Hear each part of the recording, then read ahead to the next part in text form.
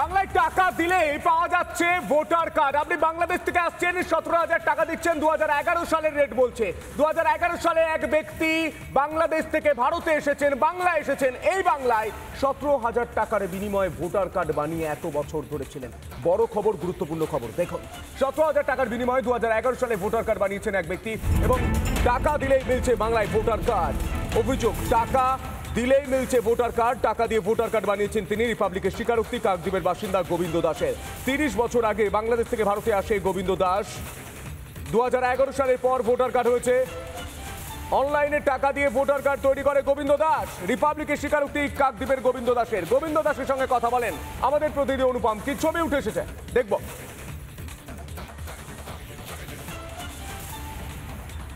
আমরা কাকদ্বীপের একেবারে প্রত্যন্ত গ্রামে পৌঁছচ্ছি। এই মুহূর্তে আমি রয়েছি বউবাজার এলাকায়, সেখানে গোবিন্দ দাসের বাড়ি যাচ্ছি।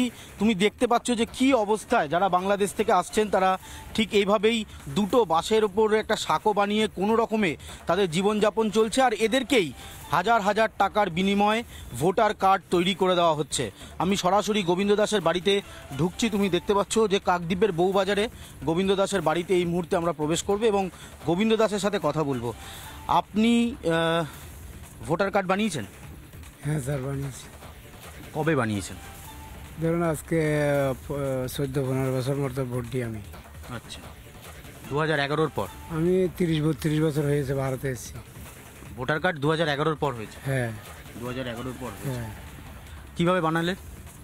স্যার সত্যি কথা, আমরা সত্যি কথা বললে কোনো অসুবিধা হয় না, এই জন্য সত্যি কথা বলছি। আমি টাকা দিয়ে করছি স্যার। কত টাকা?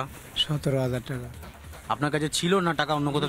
সুদের উপর টাকা নিয়ে তারপরে এই ভোটার কার্ড করছি। সুদে টাকা নিয়ে ভোটার কার্ড করছি। এই যে voter card, election commission of India, তুমি দেখতে পাচ্ছ নাম হচ্ছে বাংলায় লেখা গোবিন্দ দাস, ইংরাজিতেও আছে কোকা দাস তার পিতার নাম, এবং তার বয়স এখানে দেওয়া রয়েছে 7/4/1974।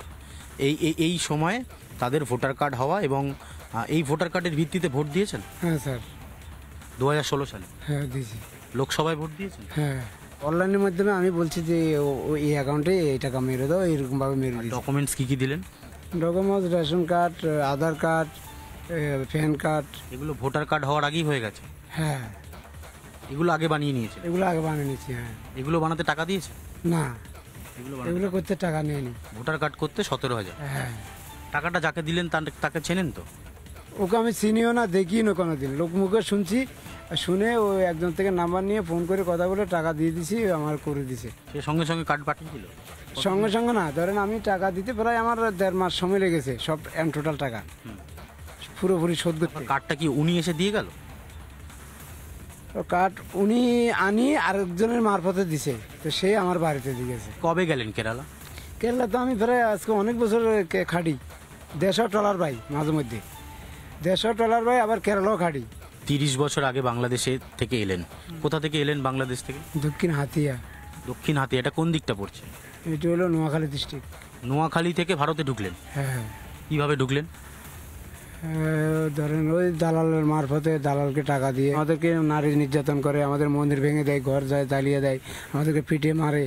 হ্যাঁ, এই জন্য আমরা ওই যন্ত্রণার থেকে ওই দালাল ধরে টাকা দিয়ে দালালকে চলে এসেছি স্যার। কাঁটা তারের তলা দিয়ে? হ্যাঁ স্যার। গোবিন্দ দাস চাইছেন যে ভারতে পাকাপাকিভাবে সিটিজেনশিপ তার থাক, এবং তিনি এখানে থাকতে চাইছেন।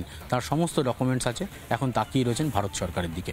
ক্যামেরায় সোমনাথ পালের সাথে অনুপম পাত্র, রিপাবলিক বাংলা, কাকদ্বীপ, দক্ষিণ 24 পরগনা। নানা ধরনের কন্টেন্ট দেখার জন্য লাইক করুন, শেয়ার করুন আমাদের ফেসবুক পেজ, সাবস্ক্রাইব করুন আমাদের ইউটিউব চ্যানেল। পাশাপাশি অন্যান্য ব্রেকিং নিউজের জন্য অবশ্যই চোখ রাখুন রিপাবলিক বাংলায়।